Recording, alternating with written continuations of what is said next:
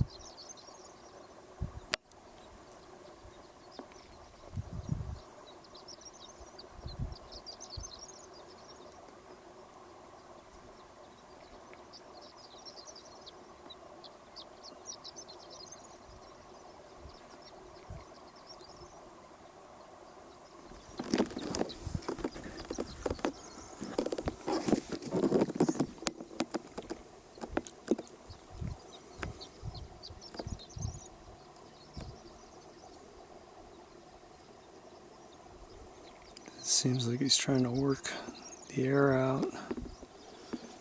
Get that other leg in.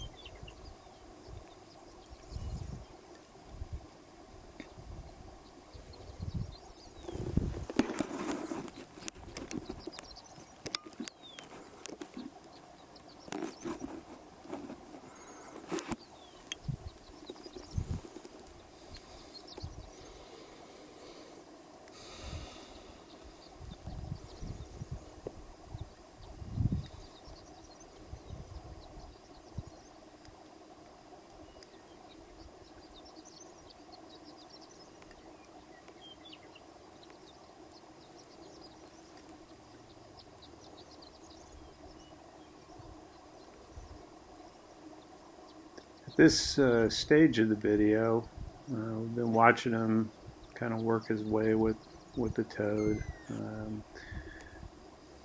You started to see where, you know, he's probably a good 3/4 of the way back on the back at this point. You can see where he's slowly working his way in.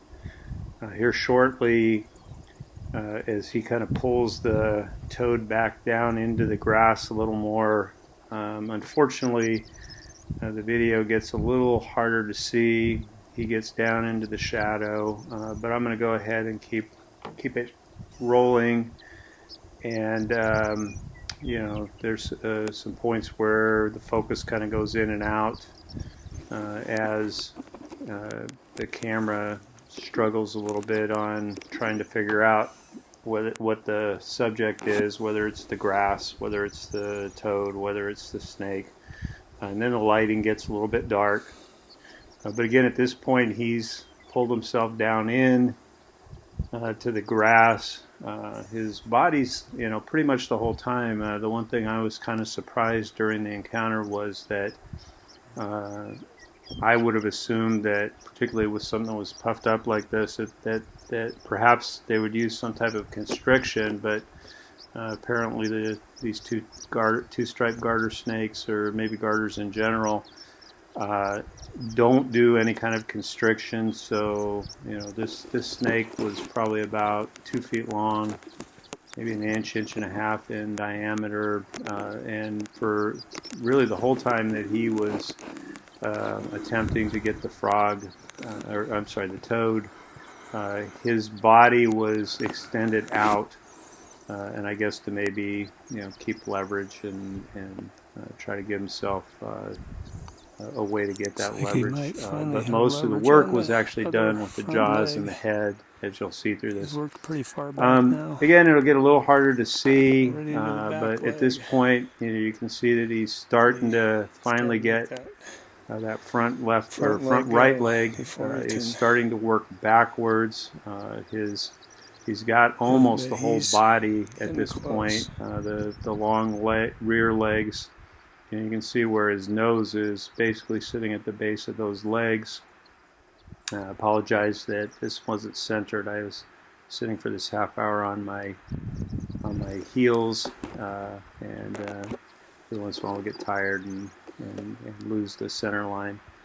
It was too low to keep the viewfinder. But anyway, but you'll notice he's getting close to getting, you know, almost the whole body in, but the front leg still remains the challenge as he goes along here, and actually then gets that front leg worked in.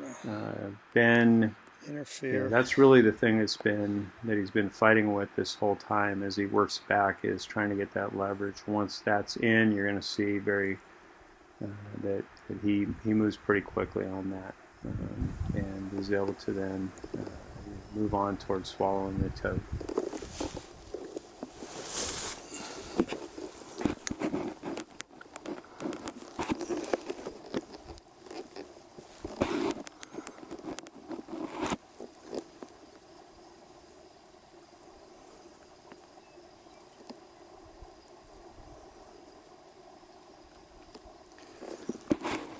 I lost track of time on how long he's been working on this thing. It was interesting. I actually saw him coming out in among the grass. Followed him for a little bit, then went on and hiked for another 1.5 miles or so, and on the way back I was looking for dragonflies in one of the ponds that are right by here. And as I started to walk back out to the trail, I almost stepped on him. Couldn't figure out what he had. It was so big.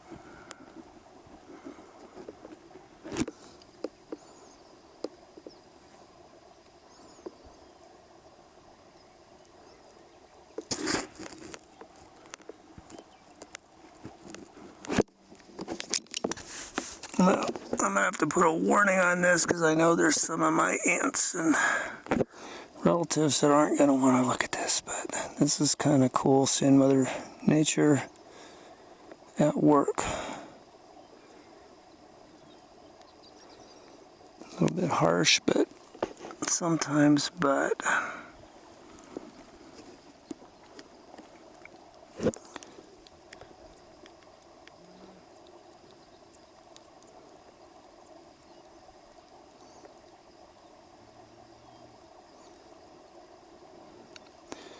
it's got that front leg mostly in now. Most of the body.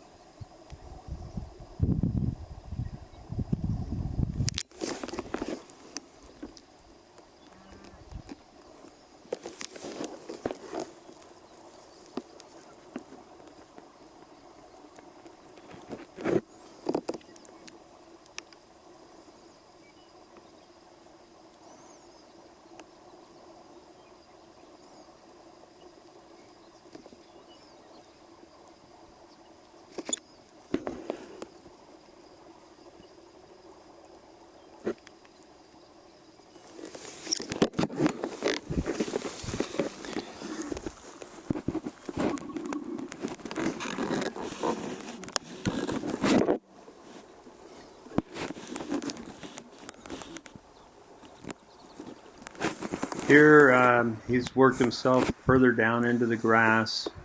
Again, at this point, you can see that I think at this point he's pretty much got the front legs both in. You can see how the toad's he's working it back in his throat. At this point, the two rear legs, which are about 3 inches long. If they were fully extended, he's now at the point where he's starting to work it down. He's been able to collapse the puffed up toad by this point, and now he's in the process of swallowing the last of the toad.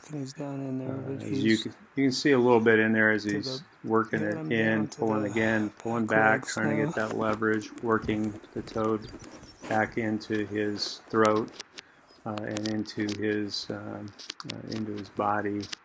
A little later here, when he comes back, completes swallowing the toad, there'll be a point where he comes back out and ends up on top of the grass, and you'll be able to see where at that point the toad's been worked about a third of the way down his body. It's actually pretty amazing that as he swallowed the toad, and even though he fought it for close to 40-45 minutes, I would have expected that when he was done, that he might have just laid there and enjoyed his meal and kind of relaxed. But actually, once he was done, he kind of started to move on his way, and perhaps that could have been me being close enough that even though it didn't seem to disturb him while he was eating the toad, perhaps I was close enough that he decided that he wanted to get off to a little closer or a little safer spot.